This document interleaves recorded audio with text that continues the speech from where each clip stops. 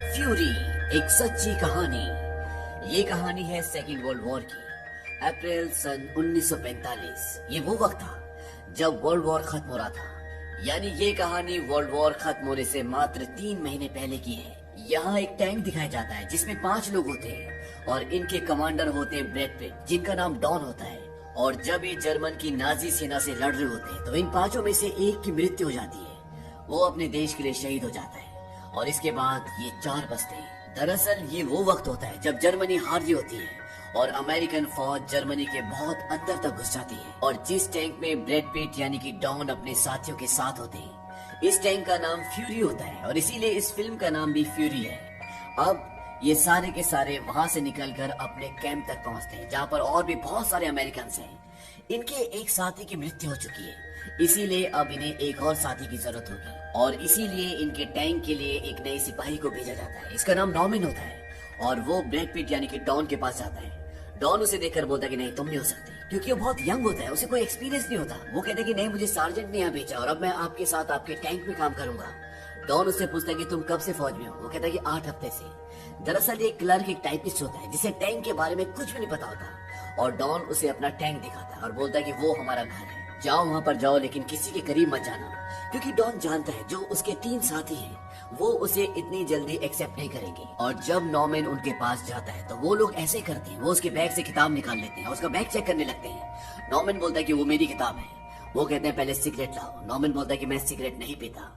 वो बोलते हैं कि तुम झूठ बोलते हो। इसके बाद उनमें से एक पूछता है क्या तुम कभी टैंक स्कूल गए हो? नॉर्मन बोलता है कि मैंने टैंक को कभी अंदर से देखा भी नहीं है और वो उसको अंदर जाने के लिए कहते हैं। अब यहाँ पर नॉर्मन को टैंक की अंदर से सफाई करनी होती है और जब वो सफाई कर रहा होता है तो वहाँ पर बहुत सारा रक्त पड़ा होता है जिसे देखकर उसे वॉमिट होना शुरू हो जाती है और वो बाहर आकर वॉमिट करने लगता है। और ये सब कुछ वहाँ से डॉन देख रहा होता है। डॉन समझ जाता है कि इसका दिल कच्चा है और उसे समझाता है कि हर एक जर्मन को हमें मारना है, वो हमारे दुश्मन है, अगर तुम उसे नहीं मारोगे तो वो तुम्हें मार देंगे।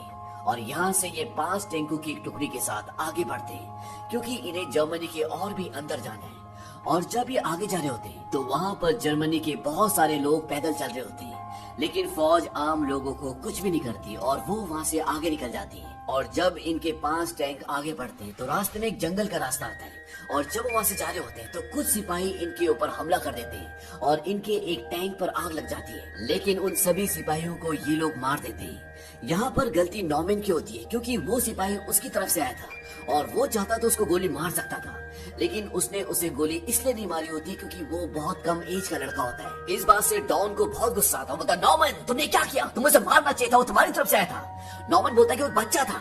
डॉन बोलता है कि देखो उस बच्चे ने क्या किया, एक टैंक पर आग लगा दी और हमारे साथी मारे गए।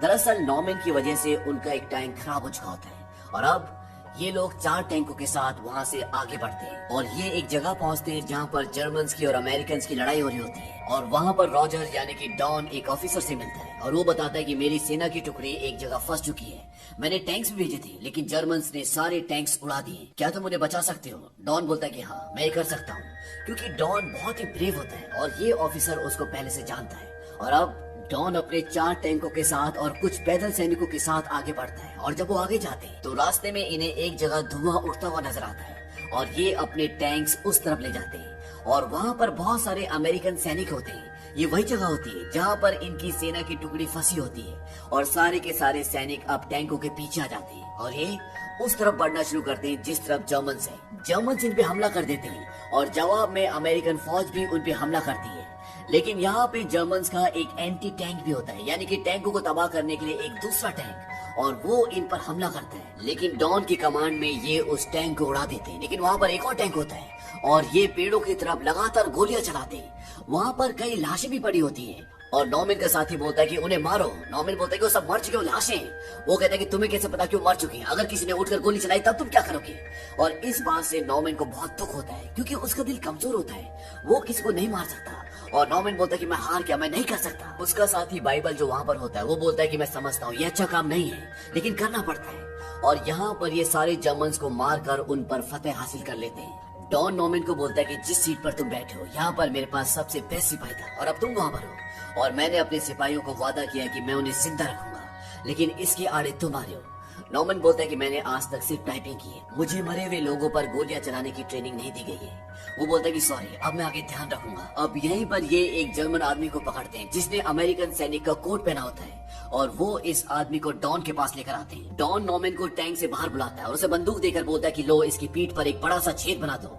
नॉर्मन कहता है कि नहीं, मैं ऐसा नहीं कर सकता। डॉन बोलता है ऐसा क्यों नहीं कर सकते? वो कहता है कि ये सही नहीं है।